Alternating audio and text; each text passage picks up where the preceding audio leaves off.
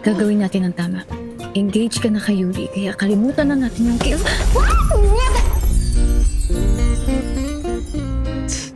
Profanity on the first day back? Or na-miss mo ng lips ko? Kiefer! Tigil mo na to. Why? Ano why, Kiefer naman eh? Stop what? Ito ginagawa mo. Huwag mo na ako landiin. What's wrong kung landiin kita? What's wrong kung landiin ko yung mahal ko? Mali kasi. Parang niloloko ko si Yuri. Engage na kami. Layuan mo na ako. Niloloko? We're not in a relationship. Kaya paano natin siya niloloko? You're not cheating on Yuri.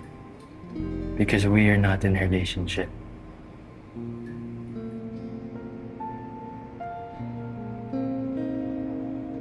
Wala pala eh. Nilayuan mo na ako. We are not in a relationship. But you are mine. Alam mo, baliw ka na. Baliw sa'yo? Yeah, I think so.